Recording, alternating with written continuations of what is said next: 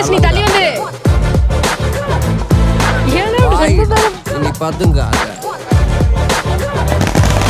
கேடுடா நீ தயங்காத விளையாடுடா நீ ஆட்டங்காத இப்பயே ஷார்ட்ஸ் விடுறாடா ஷார்ட்ஸ் எடுத்துட்டே வந்திருக்கலாம்